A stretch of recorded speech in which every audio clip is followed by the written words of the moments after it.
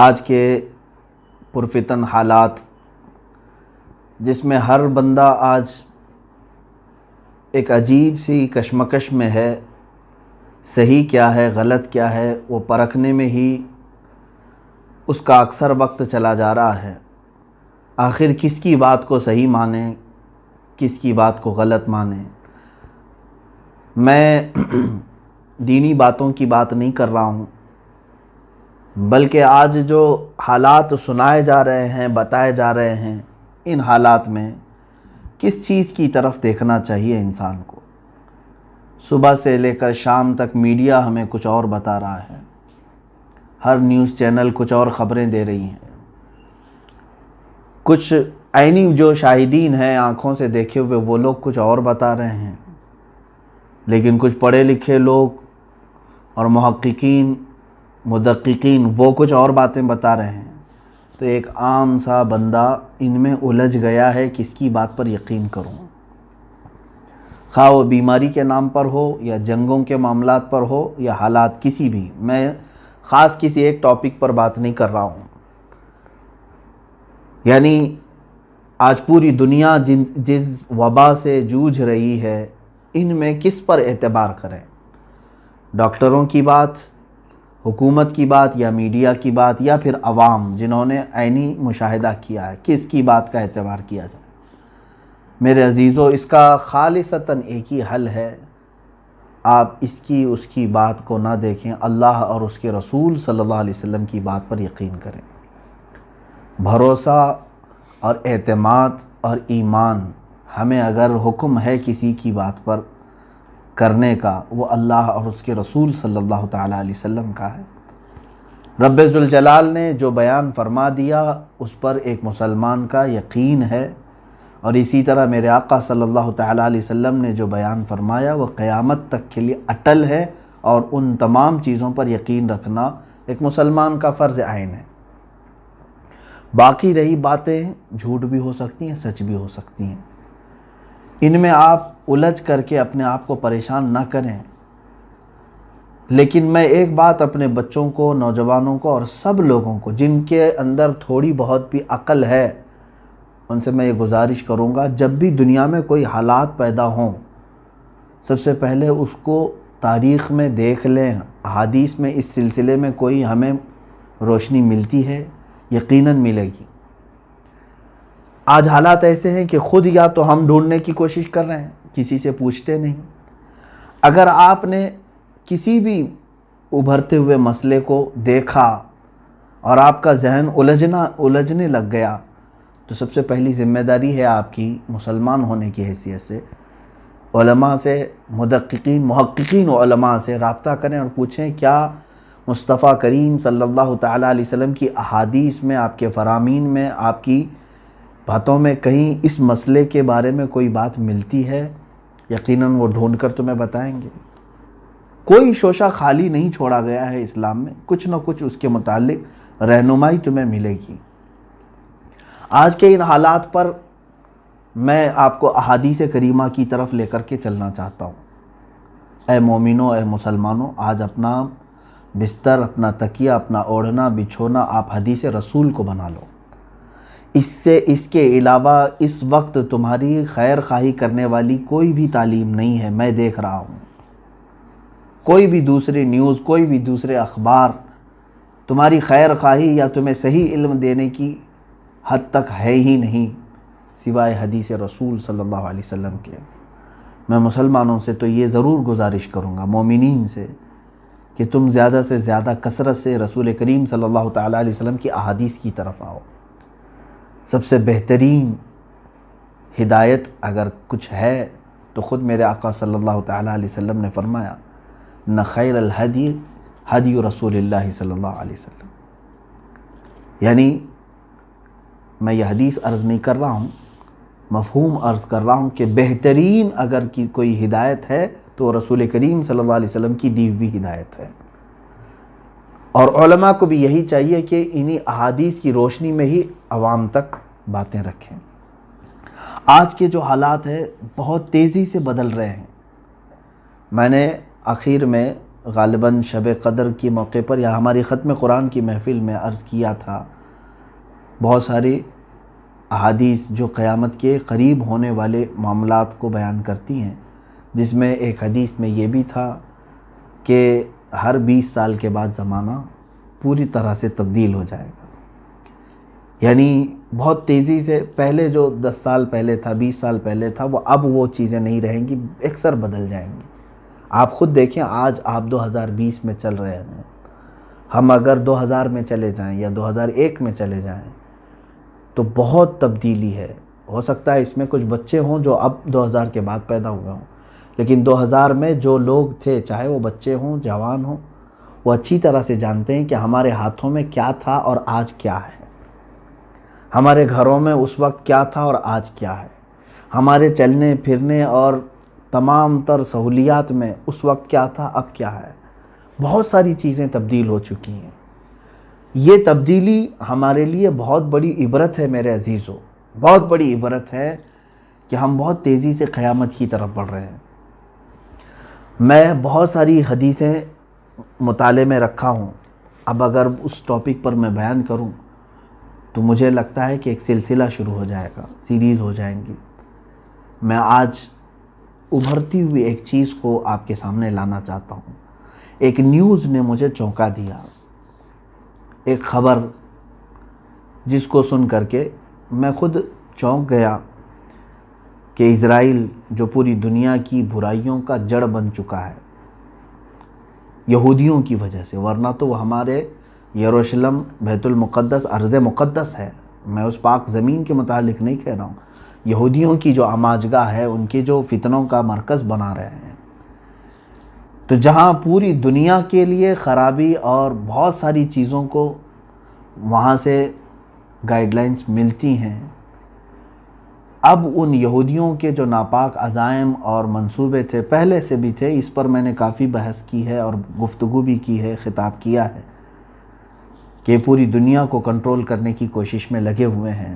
ایک چند یہودیوں کی یہ خرافات، انہوں نے ہیکل سلیمانی کو تعمیر کرنے کے لیے بیت المقدس کو ختم کرنے کا بھی ناپاک ارادہ رکھا ہے۔ اس کو ڈھائیں گے، مسجد اقصیٰ کو، مسجد اقصیٰ ختم کر کے وہاں پر ہیکل سلیمانی بنانا ہے، مندر بنانا ہے ایک، جو حضرت داؤد علیہ السلام کے زمانے میں تعمیر شدہ تھا، سلیمان علیہ السلام کے زمانے میں۔ یہ اتنا ہی نہیں بلکہ انہوں نے پورے اسرائیل کو گریٹر اسرائیل کا نام دیا۔ آپ بھی گوگل پر گریٹر اسرائیل ڈال کر کے دیکھیں تو آپ کو ایک میپ دکھے گا، دنیا کے نقشے میں انہوں نے اپنا ایک میپ ایسا بنایا ہے، ان کے دعوے کے مطابق اسرائیل کا حصہ صرف وہ نہیں ہے جہاں پر آج یہ ہیں، بلکہ یہ عراق کا بھی کچھ حصہ لینا چاہتے ہیں، مصر کا بھی کچھ حصہ، اردن کا جس کو جارڈن کہا جاتا ہے وہ بھی حصہ، اور پھر سیریا کا یعنی ملک شام کا حصہ، اور پھر سعودی عرب جو عرب شریف ہے، اس میں خیبر تک کا علاقہ شامل ہے، مدینہ طیبہ کے قریب قریب تک، اتنا پورا حصہ ان کا دعویٰ ہے کہ یہ اسرائیل کا ہے اور وہ اس کو لے کر رہیں گے، جس سلسلے میں پوری دنیا میں یہ گھماسان ہے۔ آپ محسوس کریں گے جن ملکوں کا نام میں نے ابھی لیا ہے، انہی ملکوں میں سب سے زیادہ ابھی آپسی معاملات، خانہ جنگی شروع ہے۔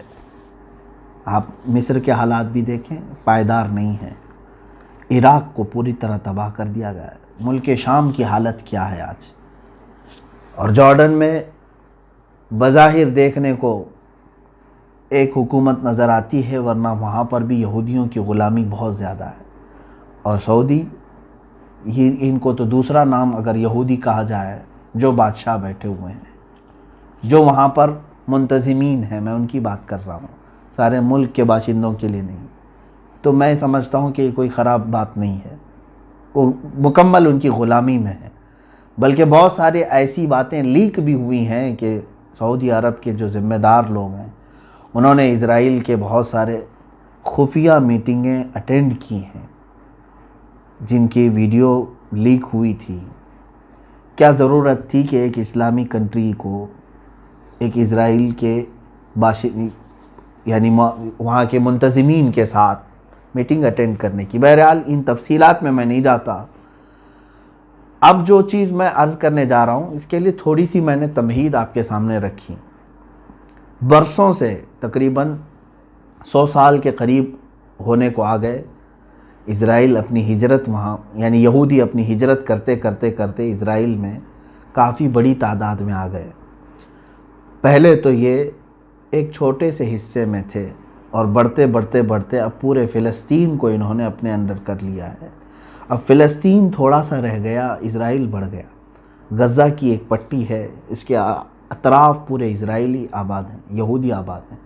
حتیٰ کہ UN میں، اقوام متحدہ میں یہ قرارداد پاس ہوئی تھی کہ یہودی اردن کے قریب کچھ علاقے ہیں جو فلسطینیوں کے، وہاں اپنی تعمیرات نہیں کریں گے.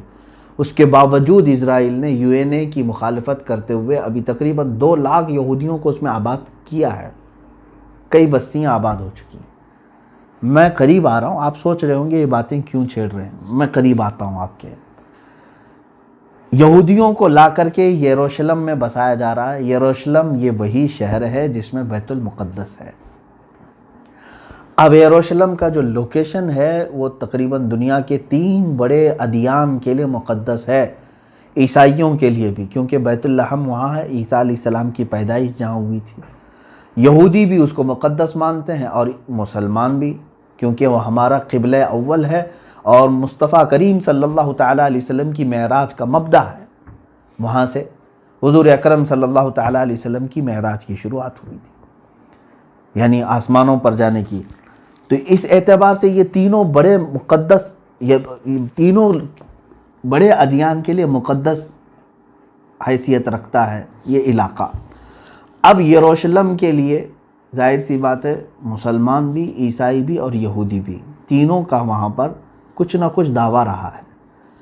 اب تک سلطان صلاح الدین ایوبی رحمۃ اللہ تعالیٰ علیہ نے جو فتح کیا اس وقت سے لے کر اب تک مسلمان علی الاعلان اس میں نمازیں پڑھتے رہے اور اپنی عبادات کرتے رہے. اور حالات زمانہ میں سب کے ساتھ یعنی سب کو اجازتیں رہی ہیں، عیسائیوں کو بھی یہودیوں کو بھی، ان کے مقدس جو بھی معاملات ہیں وہ کرنے کی اجازتیں رہی ہیں. لیکن جب سے یہودی وہاں پر آباد ہوئے انہوں نے دخل اندازی شروع کی. اب حالت یہ ہے کہ بیت المقدس میں بھی پرمیشن ان کی لے کر کے مسلمانوں کو جانا ہوتا ہے، یہودیوں کی پرمیشن لے کر انہیں جانا ہے. خیر، اب میں قریب اپنے پوائنٹ پر آتا ہوں کہ سالوں بھر محنت کرنے کے بعد اسرائیل نے اب جا کر کے یہ اعلان کرنے کا طے کر لیا ہے. اب اگلا جو مہینہ آ رہا ہے جولائی میں نے جو خبر سنی وہ عرض کر رہا ہوں کہ اس وقت یہ اعلان کر دیا جائے گا کہ اب یروشلم جو ہے اسرائیل کا کیپٹل سٹی ہے، راجدھانی ہے. اس کے بعد پوری دنیا کا معاملہ گرم ہوگا. ہم جون میں چل رہے ہیں، جولائی کے متعلق میں نے سنا ہے. بہرحال خبر غلط بھی ہو جنہوں نے مجھے سنایا ہے، لیکن ان کا ناپاک ارادہ اس سلسلے میں ہے ضرور. میرے عزیزو، ان ظالموں نے جو چیزیں پلاننگ کی ہیں وہ اپنی جگہ پر. میں اب حدیث رسول کی طرف آتا ہوں. اچھا، حدیث پاک سنانے سے پہلے ایک بات میں اپنی اس بات کی تائید کے لیے یہ بھی کہہ دوں، شاید آپ کو 2 سال قبل کی یہ خبر بھی معلوم ہوگی، جب امریکہ کا صدر اسرائیل کے دورے پر آیا تو اس نے اناؤنس بھی کیا، نہیں بلکہ امریکہ سے ہی اعلان کیا کہ ہم اپنی سفارت کو، اپنی ایمبیسی کو تل ابیب سے منتقل کر کے یروشلم میں لاتے ہیں. سب سے پہلا یہ ملک ہے امریکہ، US، جس نے یہ اناؤنس کیا کہ میں اسرائیل کا کیپٹل یروشلم کو مانتا ہوں. یہ ٹرمپ نے اعلان کیا تھا، 2018 کی بات ہے غالباً. اس وقت سے ہی یہ بات شروع ہو چکی ہے پوری دنیا میں کہ اب اسرائیل کا کیپٹل یروشلم ہے. اب سنیے حدیث پاک. حضرت معاذ بن جبل رضی اللہ تعالیٰ عنہ سے یہ روایت ہے، رسول کریم صلی اللہ تعالیٰ علیہ وسلم سے آپ نے یہ روایت بیان کی ہے. اللہ کے حبیب صلی اللہ تعالیٰ علیہ وسلم نے فرمایا، عمران بیت المقدس خراب یثرب، وہ خراب یثرب خروج الملحمتی، وخروج الملحمة فتح قسطنطینیت وفتح قسطنطینیت خروج دجال او کما قال النبی صلی اللہ علیہ وسلم۔ اس کے بعد حدیث کا ایک ٹکڑا ہے، اس میں جو ترتیب وار باتیں بیان کی گئی ہیں وہ بہت توجہ سے آپ سنیں۔ اللہ کے نبی صلی اللہ علیہ وسلم نے فرمایا بیت المقدس کی آبادی ہوگی، بیت المقدس کے ارد گرد آبادی ہوگی، مدینہ ویران ہوگا۔ مدینہ طیبہ کی بات کر رہا ہوں، رسول کریم صلی اللہ علیہ وسلم کی مدینے کو ویران کیا جائے گا۔ اور مدینے کی ویرانی، اب یہ ویران میں توہین کے لفظ میں نہیں استعمال کر رہا ہوں، حدیث پاک میں خراب کا لفظ آیا ہے جس کا معنی تو ویرانی ہوتی ہے۔ ویرانی کس طرح کی ہے وہ ابھی میں تشریحاً عرض کروں گا۔ اور مدینے کی ویرانی ایک بڑی جنگ کا آغاز ہوگا، بہت بڑی جنگ، جس کو الملحمۃ الکبریٰ بھی کہا گیا ہے، اور کچھ احادیث میں الملحمۃ العظمیٰ بھی کہا گیا ہے۔ وہ ایسی جنگ کہ دنیا میں ویسی جنگ کبھی بھی نہیں ہوئی تھی اور اس کے بعد پھر کبھی ہوگی بھی نہیں، اتنی بڑی جنگ ہوگی۔ یہ مسلمانوں اور کفار و مشرکین کے درمیان، اب جن لوگوں یعنی رومیوں کے درمیان، رومی اور مسلمانوں کے درمیان، عیسائیوں کے درمیان یہ جنگ ہے۔ کتنی باتیں عرض کیا میں نے، بیت المقدس کی آبادی، مدینے کی ویرانی، مدینے کی ویرانی، ملحمۃ الکبریٰ کی شروعات ہوگی۔ اب یہ ملحمۃ الکبریٰ کہاں ہوگا، کیسے ہوگا، اس پر میں آتا ہوں۔ ملحمۃ الکبریٰ کے اختتام پر قسطنطنیہ فتح ہو جائے گا۔ قسطنطنیہ ایک شہر ہے، اس پر بھی میں گفتگو کرتا ہوں۔ قسطنطنیہ جیسے ہی فتح ہوگا دجال ظاہر ہو جائے گا۔ یہ ترتیب ہے، بڑی نشانیوں کی ترتیب میں یہ ایک بات۔ اب اسی پر اگر گفتگو کریں تو بات طویل ہو جائے گی، اور حالات پورے کے پورے اس حدیث کے قریب آ رہے ہیں، اس لیے مجھے آج آپ کو اس حدیث کو سنانا پڑ رہا ہے۔ عزیزان گرامی وقار، اب حالات دیکھیں۔ اللہ کے نبی صلی اللہ تعالیٰ علیہ وسلم نے فرمایا عمران بیت المقدس خراب یثرب، بیت المقدس کی آبادی۔ اب اس آبادی سے مراد کیا ہے؟ محدثین دو طرف گئے ہیں۔ بعض نے یہ کہا کہ اس کے آس پاس آبادی بہت بڑھ جائے گی، اب وہ یہودی ہوں یا عیسائی ہوں یا مسلمانوں کی آبادی کوئی بھی مطلق ہے، یعنی وہ بہت ہی بڑا شہر بن جائے گا، اور یہودی مسلسل وہاں پر یہودی کالونیاں بنا رہے ہیں۔ ابھی تقریباً ابھی اس سال کی خبر ہے، میں آپ کو بتا رہا ہوں، 2 لاکھ یہودیوں کو انہوں نے آباد کیا، وہاں پر کالونیاں بنائیں، بستیاں بنائیں غیر قانونی طریقے سے، اور تقریباً 25 سال سے مسلمانوں کی دکانیں بند ہیں، تالوں پر بھی جالے لگ چکے ہیں۔ آپ جا کر کے دیکھ سکتے ہیں بیت المقدس کے ارد گرد جو کرفیو لگے ہوئے تھے وہ ابھی تک لگے ہوئے ہیں، لیکن ان کی آبادی بڑھ رہی ہے۔ اگر حدیث پاک کے مفہوم میں یہی ہے کہ ان کی آبادی ہے تو بھی کوئی حرج نہیں، حدیث پاک میں مطلق فرمایا گیا بیت المقدس کی آبادی۔ مگر اس کے مطابق ایک اور حدیث پاک ملتی ہے جس میں اللہ کے نبی صلی اللہ تعالیٰ علیہ وسلم نے فرمایا جب تم دیکھو گے کہ خلافت ارض مقدسہ میں جا چکی ہے تو سمجھ لو کہ بڑی نشانیاں سب ظاہر ہونے کا وقت آ چکا ہے۔ خلافت ارض مقدس کا مطلب بیت المقدس، خلافت اگر ارض مقدس میں آ گئی تو اس کا مطلب یہ ہوا کہ مسلمانوں کی خلافت پھر سے قائم ہوگی اور وہ بیت المقدس سے ہوگی۔ اب اس حدیث کے متعلق فرمایا گیا کہ اب ارض مقدس میں جب خلافت قائم ہوگی تو وہاں پر آبادی بڑھ جائے گی، کیونکہ دارالخلافہ جہاں ہوتا ہے، دارالحکومت جہاں ہوتا ہے وہ تو مین شہر ہوتا ہے، وہاں پر کثرت سے آبادی ہوگی۔ تو ایک حدیث کا مفہوم، اس حدیث کا مفہوم یہ بھی ہو سکتا ہے، لیکن اب کے جو حالات مجھے نظر آ رہے ہیں اس حدیث کے مطابق، 2 چیزیں کیا آپ کو ساتھ ساتھ نظر نہیں آ رہی ہیں؟ ایک طرف ان لوگوں نے بیت المقدس پر ظالمانہ جابرانہ قبضہ جمایا ہوا ہے اور کالونیاں بسا رہے ہیں، اور ان قریب آپ دیکھنا کہ اناؤنس ہو جائے گا، پورے کے پورے دنیا کو سینٹرلائز کرنے کی کوشش کی جائے گی۔ آپ دیکھیں گے ان باتوں کو، ساری بینکوں کا، ساری بڑی کمپنیوں کا مرکز اسرائیل بن جائے گا۔ آج بھی پوری دنیا میں جتنے اسلحے، ویپنز ہتھیار سپلائی کرتے ہیں کیے جاتے ہیں، اس میں سے بھاری مقدار 60 یا 70% حصہ اسرائیل کا ہے۔ پوری دنیا کو ہتھیار سپلائی کرنے میں یہ چھوٹا سا ملک بڑا کردار ادا کرتا ہے۔ بڑی بڑی کمپنیوں کے مالک اسرائیلی ہیں، آج بھی بڑی بڑی کمپنیاں ہیں جن کو گنانے میں وقت لگ جائے گا۔ یہ ساری کی ساری کہاں مرکزیت اختیار کر جائیں گی؟ اسرائیل میں۔ اب وہی ان کا جو خواب ہے، یہودیوں کا یہ خواب ہے کہ ہم گریٹر اسرائیل بنا کر کے رہیں گے، جو انہوں نے میپ میں بنایا ہے اتنا لمبا چوڑا، وہ خیبر تک کا علاقہ قبضہ کرنا ہے۔ اس اعتبار سے وہ عملی طور پر کوششوں میں لگے ہوئے ہیں، مگر میں حدیث بیان کر رہا ہوں آپ کو، بیت المقدس کے ارد گرد آبادی، مدینے کی ویرانی، ایک طرف یہ یہودی کالونیاں بسا رہے ہیں اور دور دور سے ہجرت کر کے وہاں پہنچ رہے ہیں اور ساری بڑی کمپنیوں کا مرکز یروشلم بنانا چاہ رہے ہیں۔ امریکہ نے ایمبیسی منتقل کر دی، اب اس کے بعد اس کے نقش قدم پر دوسرے ملک بھی دھیرے دھیرے اپنی ایمبیسیاں کہاں لے کر کے آئیں گے؟ یروشلم میں لے کے آئیں گے۔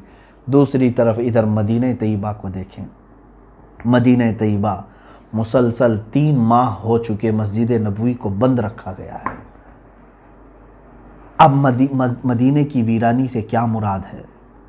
عزیزان گرامی، میرا کلیجہ حلق کو آ جائے اگر میں وہ حدیثیں آپ کو پڑھوں کہ سناؤں، اور یہ حدیثیں صحیح مسلم شریف میں، بخاری شریف میں، صحیح ابن حبان اور موطا امام مالک، یہ 4 مقدس اور بہت ہی بڑی کتابوں کی حدیث ہے۔ اللہ کے نبی صلی اللہ تعالیٰ علیہ وسلم نے یہ فرمایا، تم دیکھو گے عنقریب مدینے کو ایسا چھوڑ دیا جائے گا، مدینے کو چھوڑ دیا جائے گا، یہاں تک کہ اس کے رہنے والے اور زیارت کرنے والے مدینے سے خالی ہو جائیں گے اور مدینے میں درندے آئیں گے، یہاں تک کہ مسجد نبوی میں کوئی درندہ داخل ہو جائے گا۔ صحابہ اکرام رضوان اللہ تعالیٰ علیہم اجمعین نے پوچھا، یا رسول اللہ صلی اللہ علیہ وسلم، مدینہ طیبہ کے پھر پھل اور پھول جو کثرت سے ہوں گے وہ کون کھائیں گے؟ میرے آقا صلی اللہ علیہ وسلم نے فرمایا، صرف پرندے اور درندے کھائیں گے۔ مدینہ خوب خوشحال ہوگا، یہاں تک کہ اللہ کے حبیب صلی اللہ علیہ وسلم نے فرمایا، تم دیکھو گے ایک زمانہ آئے گا کہ لوگ اپنے بھتیجوں کو، اپنے اس میں حدیث میں ہے کہ اپنے بھتیجے کو آدمی بلائے گا، اپنے چچیرے بھائی کو بلائے گا اور کہے گا کہ چلو خوشحالی کی طرف، چلو خوشحالی کی طرف۔ کہاں؟ مدینے میں رہنے والے لوگ یہ بول کر کے مدینہ چھوڑ کر کے جائیں گے، خوشحالی کی طرف چلو، جبکہ میرے آقا صلی اللہ تعالیٰ علیہ وسلم فرماتے ہیں کہ المدینۃ خیر لہم لو کانوا یعلمون، مدینہ ان کے لیے سب سے بہتر ہوگا اگر وہ جان لیں، اگر ان کو تھوڑی بھی شدھ بدھ ہے تو انہیں معلوم ہونا چاہیے کہ مدینہ ان کے لیے خیر ہے، لیکن وہ مدینے کو چھوڑ کر خالی کر کے جائیں گے۔ اب مدینے کی ویرانی سے مراد یہی ہے تو وہ ابتدا ہم اپنی آنکھوں سے آج دیکھ رہے ہیں۔ مدینہ طیبہ میں رہنے والے لوگ، ہم جیسے لوگ تو دور پڑے ہوئے ہیں، میرے آقا صلی اللہ تعالیٰ علیہ وسلم کی چوکھٹ کے بوسوں کے لیے ہم منتظر ہیں۔ کئی موسم آئے چلے گئے، رمضان بھی گزر گیا، حج بھی گزر گیا، یہ وہ موسم ہوتے ہیں کہ حجاج کی زبانوں سے لبیک سنتے ہی میرے آقا کی یاد آ جاتی تھی کہ یہ نبی کونین صلی اللہ علیہ وسلم کو سلامی پیش کرنے کے لیے جا رہا ہے۔ مگر یہ سارے موسم گزرتے گئے میرے عزیزو، ہم تو دور بیٹھے صرف ترستے رہ گئے، لیکن جو مدینہ طیبہ میں موجود ہیں ان سے بھی آپ پوچھیں، ان ظالموں نے ان لوگوں کو بھی دربار رسالت میں حاضر ہونے سے روک رکھا ہے، محض ایک بیماری بہانہ، کورونا وائرس کے بہانے پر روضہ رسول صلی اللہ تعالیٰ علیہ وسلم کے سامنے آنے جانے کی پابندی ہے۔ اگرچہ ان لوگوں نے تھوڑی مسجد کھولی ہے، کچھ مخصوص علاقے کھولے ہیں، لیکن مسجد نبوی روضہ رسول صلی اللہ تعالیٰ علیہ وسلم پر حاضری نہیں ہے۔ تو کیا یہ ویرانی نہیں ہے؟ عبادتوں کا نہ ہونا یہ سب سے بڑی ویرانی ہے، اور وہاں کے لوگوں میں یہ تمام چیزیں آئیں گی۔ میرے عزیزو، اس سلسلے کو سن کر کے آپ یہ مت سمجھنا کہ میں نے مدینہ طیبہ کی بے ادبی کی ہے۔ سچ بتاؤں، زندگی کی صرف ایک ہی خواہش ہے کہ اللہ رب العزت اگر ہماری کسی نیکی پر کوئی اجر دے گا تو میں صرف اتنی طلب رکھتا ہوں کہ مولا مجھے جنت البقیع میں دفن عطا کر دے۔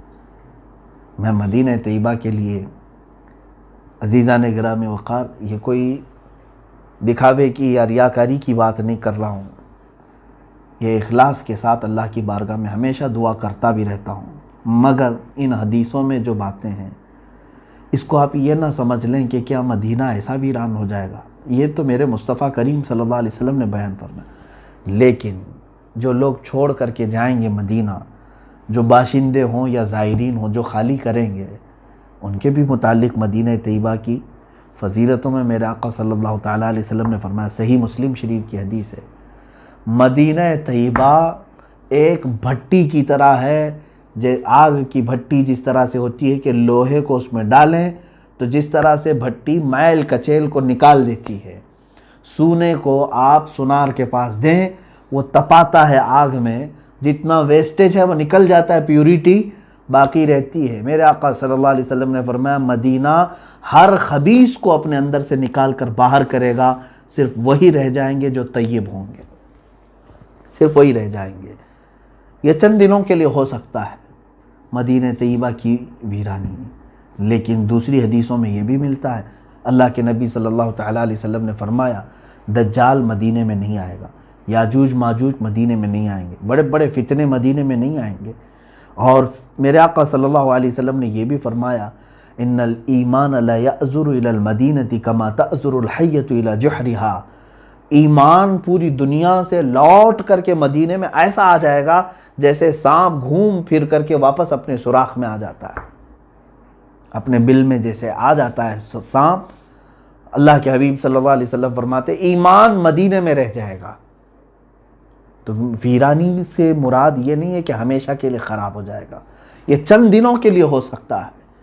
مسجد نبوی شریف کی اذانیں اور مسجد نبوی شریف کی نمازیں بند کر دی جائیں گی، وہ تو ہم اپنے آنکھوں سے آج دیکھ رہے ہیں، اذانیں ہو رہی ہیں، نمازیں جس طرح سے بھی وہ لوگ ادا کر رہے ہیں۔ حد ہو گئی میرے عزیزو، حد ہو گئی۔ ارے لوگ تو وہاں مرنے کی تمنا رکھتے ہیں، اگر کوئی بیماری کا مسئلہ اس طرح سے ہوتا کہ جان لیوا ہے تب تو ہم سمجھتے، لیکن جس بیماری کو تم لوگوں نے آج پوری دنیا میں ڈر اور خوف کا ماحول بنا کر لوگوں کو وسوسوں میں ڈال رکھا ہے، یہ بیماری سردی اور بخار سے زیادہ کچھ نہیں۔ یہ میں بڑی بات کہہ رہا ہوں، اگر تو مجھے پکڑیں میرے عزیزوں، میں صرف اس لیے کہہ رہا ہوں کہ کینسر سے اتنے اچھے ہوتے ہوئے لوگوں کو آج تک میں نے نہیں دیکھا، HIV سے اچھے ہوتے ہوئے، کیور ہوتے ہوئے اتنے لوگوں کو نہیں دیکھا۔ میں صرف اگر اپنے انڈیا کی بات کروں تو 4.5 لاکھ لوگوں کو آج یہاں بتا رہے ہیں، جس میں سے تو 3 لاکھ اچھے ہو چکے ہیں۔ اتنی بڑی تعداد اگر اچھے ہو سکتے ہیں، کیور ہو سکتے ہیں، تو یہ بیماری جان لیوا کیسے ہو گئی؟ اس کو جان لیوا کہتے ہیں۔ اس سے زیادہ خطرناک تو BP ہے، شوگر ہے۔ کبھی بلڈ پریشر والوں کو صحیح ہوتے ہوئے سنا ہے آپ نے؟ شوگر کے مریض کو کیور ہوتے ہوئے سنا آپ نے؟ وہ چلتا رہتا ہے کنٹینیو موت تک۔ اس بیماری کو اتنا بڑا بنا کر کے کیوں خوف کے ماحول میں لوگوں کو مجبور کیا گیا ہے آج؟ اس سلسلے میں پھر کبھی میں گفتگو کرتا ہوں، ان کی نیت صاف نہیں ہے، پوری دنیا ظالم بنی ہوئی ہے اور اس ظلم کی چکی میں عوام، غریب، سارے لوگ پیس رہے ہیں۔ یہ اور بات ہے کہ جو بھی آواز ان کے خلاف اٹھائے گا اس کو کیس کریں گے، اندر لے جائیں گے، اور نہ جانے ان کے ساتھ کیا کیا برا کریں گے، مجھے معلوم ہے۔ اس کے باوجود میں گفتگو کر رہا ہوں صرف اس لیے کہ اے غیور مسلمانوں بیدار ہو جاؤ، اللہ تمہارا حامی ہے، رسول کریم صلی اللہ تعالیٰ علیہ وسلم تمہارے ناصر و مددگار ہیں۔ اپنی ان تمام پھیلائی ہوئی باتوں پر اعتماد اور بھروسہ نہ رکھو، ایمان نہ لاؤ ان کی تمام باتوں پر۔ بات یہ عرض کر رہا تھا، مدینہ طیبہ کو جس طرح سے ویران کرنے کی ان لوگوں نے کوشش کی، اللہ اکبر، آج بتانے سے زبان لڑکھڑا جاتی ہے۔ اب اللہ کے حبیب صلی اللہ تعالیٰ علیہ وسلم نے جو بیان فرمایا کہ وَخَرَابُ یثرب خروج الملحمۃ الکبریٰ، خروج الملحمہ، ملحمہ کیا ہے یہ؟ اب اس پر میں بات کروں۔ دنیا کی سب سے بڑی جنگ ملحمہ جو ہے یہ لحم سے بنا ہوا ایک لفظ ہے. گوشت کاٹنے کی جو دکان ہے اس کو ملحم بھی کہتے ہیں. ملحمہ، اس میں گوشت کے ٹکڑے ٹکڑے ہو جائیں گے، جس کی وجہ سے اس کو بہت بڑی ملحمۃ الکبریٰ، یعنی اللہ کے حبیب صلی اللہ تعالیٰ علیہ وسلم نے یہ فرمایا، خراب یثرب خروج الملحمہ. ملحمہ کیا ہے؟ ایک بہت بڑی جنگ ہے. دوسری حدیثوں سے اس کے متعلق جو تائید ملتی ہے، ایک حدیث میں یہ بھی میرے آقا صلی اللہ تعالیٰ علیہ وسلم نے فرمایا، تم قیامت اس وقت تک نہیں آئے گی جب تک کہ رومیوں کے ساتھ تم اعماق میں یا دابق میں نہ اتر جاؤ. یہ دو جگہوں کے نام میں بتا رہا ہوں، مرج دابق اور اعماق یہ لفظ آئے ہیں. اور ایک حدیث میں ہے حضور صلی اللہ تعالیٰ علیہ وسلم نے فرمایا، ملحمۃ الکبریٰ ہوگی، سب سے بڑی جنگ ہوگی مسلمانوں میں اور عیسائیوں میں، اور یہ غوطہ میں ہوگی، جو دمشق کا ایک علاقہ ہے. غوطہ حدیث میں لفظ بھی آیا ہے. مسلمانوں کا مرکز غوطہ ہوگا. اس وقت تمام مسلمان وہاں جمع ہوں گے دمشق میں، غوطہ.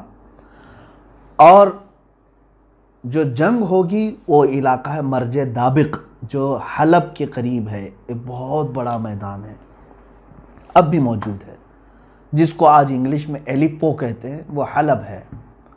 حلب کے قریب میں یہ علاقہ موجود ہے. اب ملک شام کی حیثیت کو بھی آپ سمجھ لیں.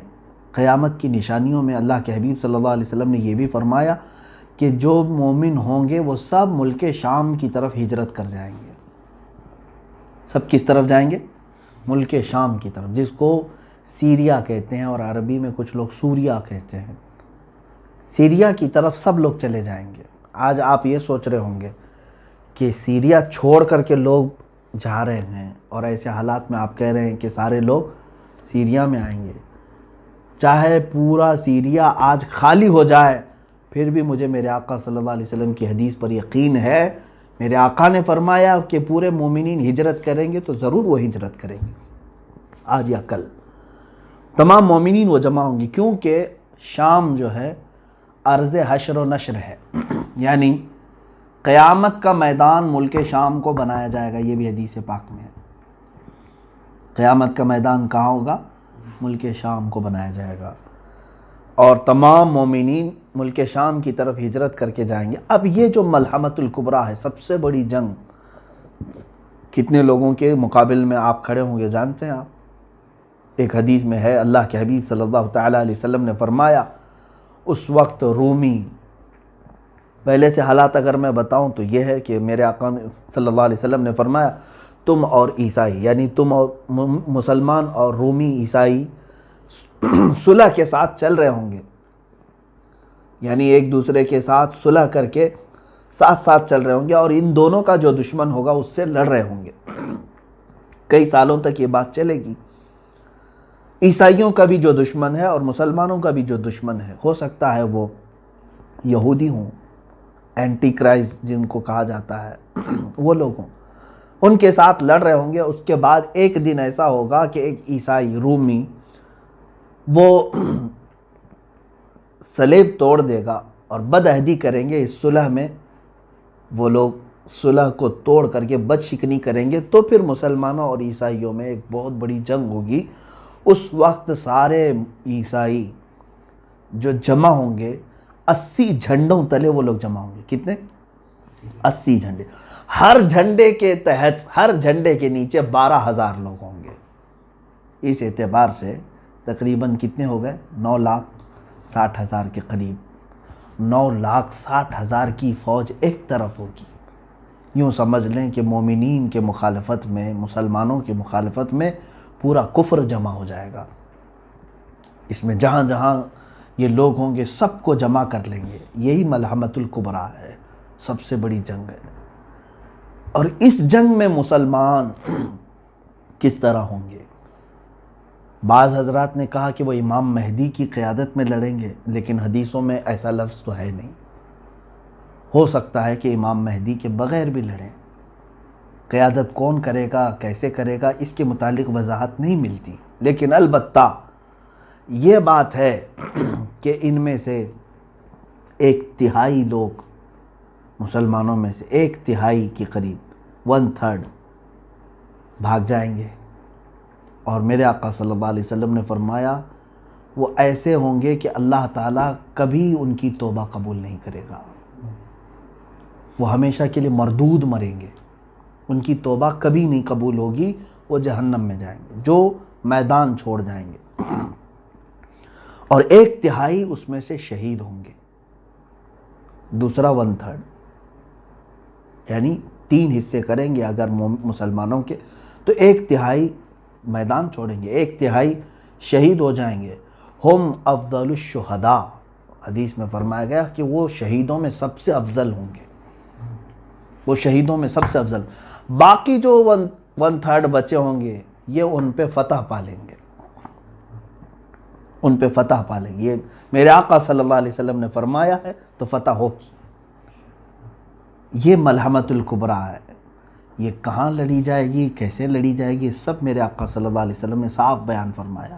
اس پر اور تحقیق کرو نوجوانوں، بچوں۔ اب میں اپنی گفتگو کو سمیٹتا ہوا آتا ہوں۔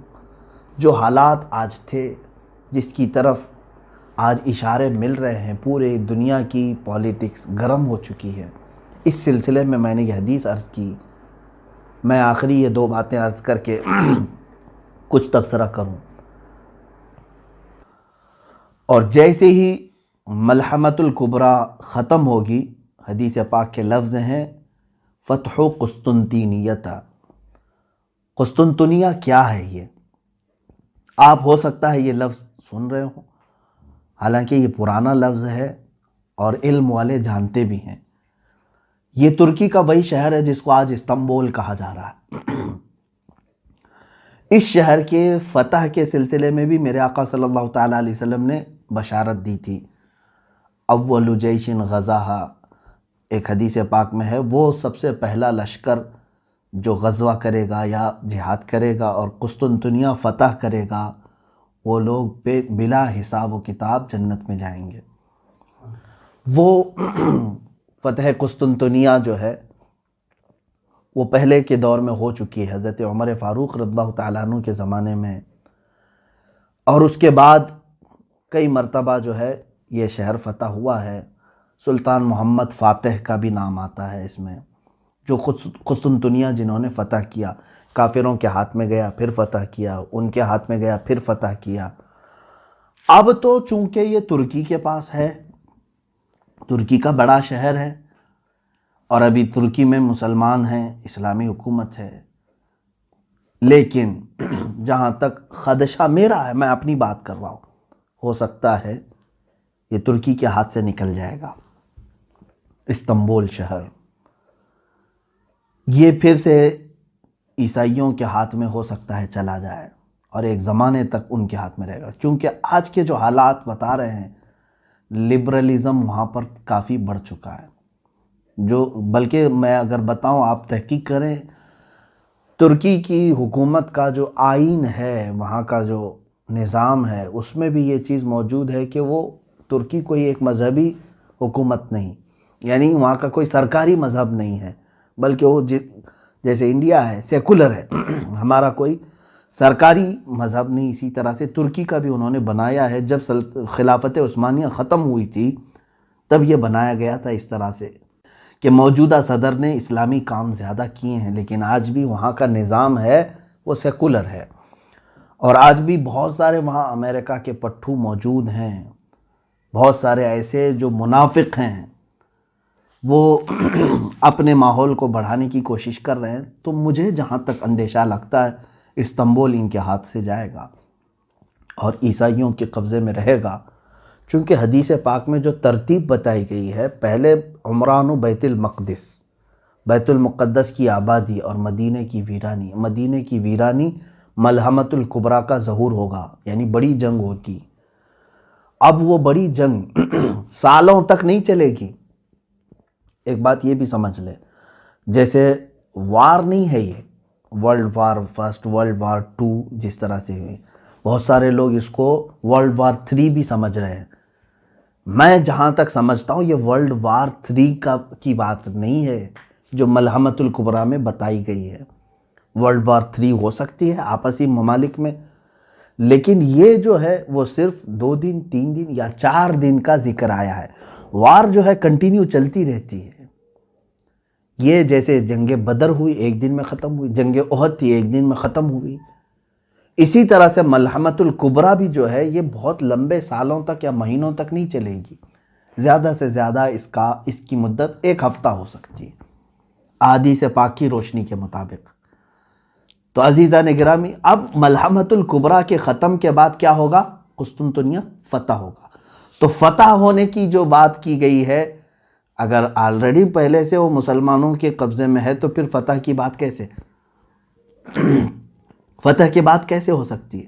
اور فتح قسطنطنیہ سے مراد اگر پہلے والی فتح جو حضرت عمر کے زمانے میں ہوئی یا سلطان محمد فاتح کے زمانے میں ہوئی، تو پھر یہ بھی ماننا پڑے گا کہ اس سے پہلے ملحمۃ الکبریٰ ہو چکی ہے، اس سے پہلے مدینہ ویران ہو چکا ہے، اس سے پہلے بیت المقدس کی یہ ساری ترتیب الٹ جائے گی۔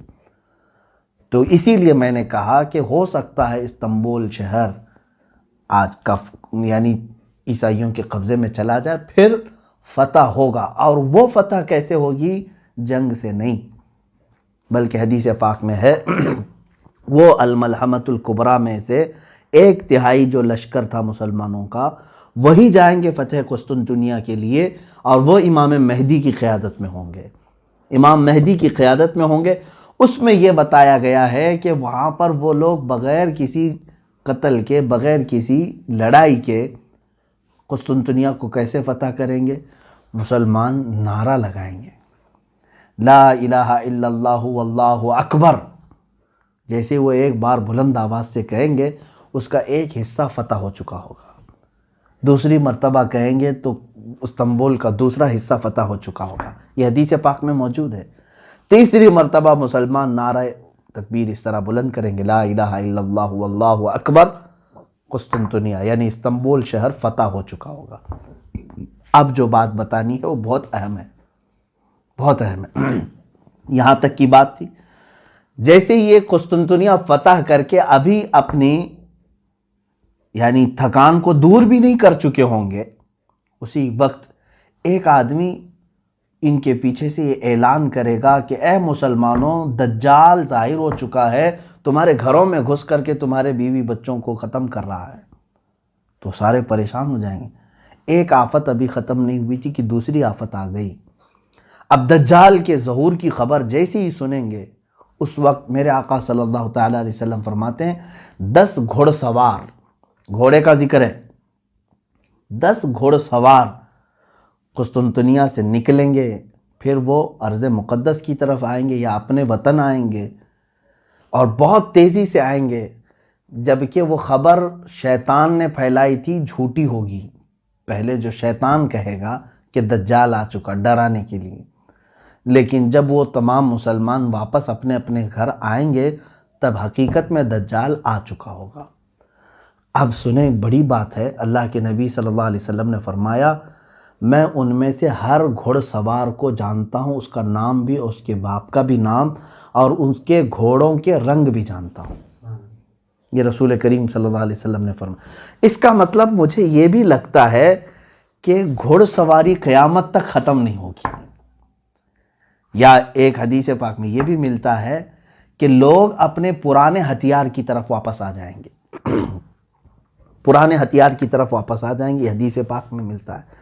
ظاہر سی بات ہے آج کے دور میں ہم سائیکل اور موٹر سائیکل پر چلنا نہیں چاہ رہے ہیں، رفتار اتنی تیز ہو چکی ہے، ہم جو ہے اب کاروں میں، اور کاروں سے زیادہ اب اور تیز ہم دیکھنا چاہ رہے ہیں، بلٹ ٹرین آ چکی ہے، اس سے زیادہ تیز ہم تو ایروپلین دیکھ چکے ہیں، راکٹ دیکھ چکے ہیں۔ اتنی تیزی کے زمانے میں پھر گھوڑے کا تصور کیسے؟ گھوڑا کیوں استعمال کرے گا کوئی؟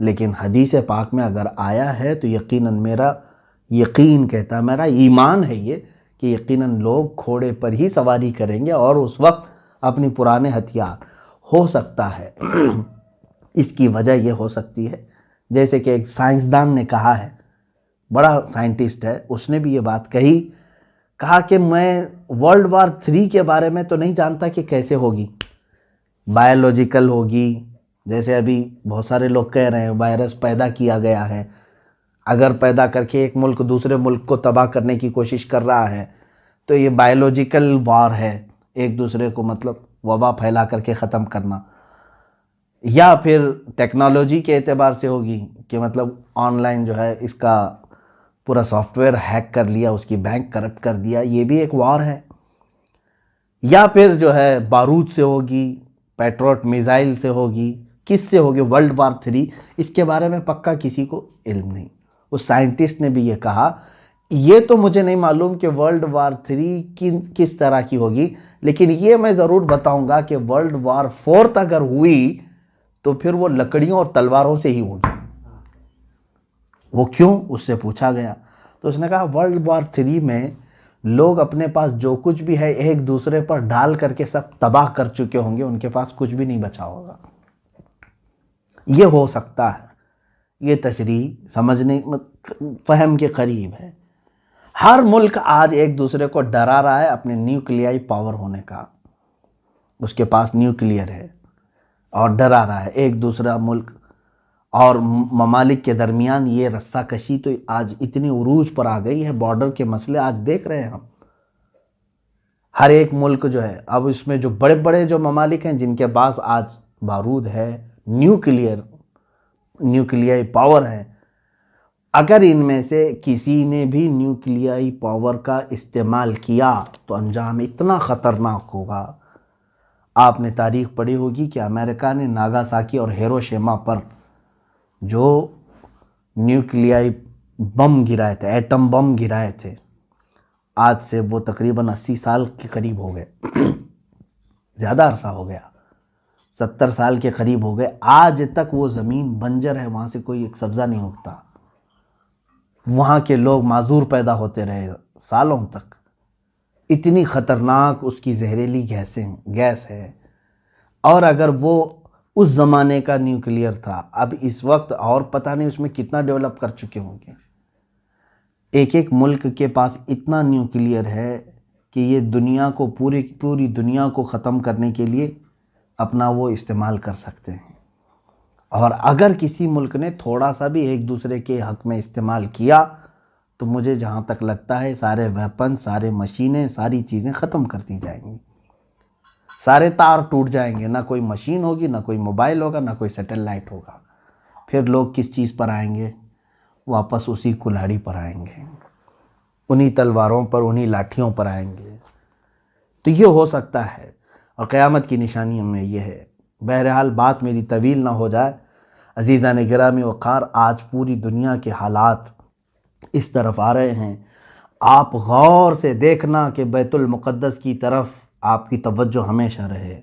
یہ پورے دھیان بھٹکانے کی کوشش تھی پوری دنیا میں، ہم سب کے ذہن کو دوسری طرف ڈالنے کی، کہ آج یروشلم کو کیپٹل بنانے کی یہودیوں نے ایسی سازش کی کہ پوری دنیا کو ایک وبا کے چکر میں مبتلا کر رکھا، اور سب کو ڈر کے ماحول میں، لاک ڈاؤن کے ماحول میں، کوئی پروٹیسٹ نہ کر سکے، کوئی باہر نہ آ سکے، قید کر دیا۔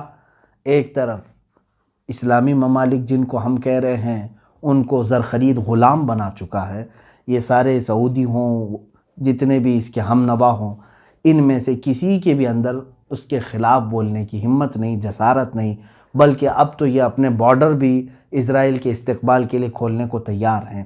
ایک بات یہ بھی حدیث پاک میں موجود ہے، اللہ کے حبیب صلی اللہ علیہ وسلم نے فرمایا ویل للعرب من شر قد اقترب، تمام عرب کے لیے تباہی ہو، ویل ہے، بربادی ہو ایسے شر سے جو بہت ہی قریب آ چکا ہے۔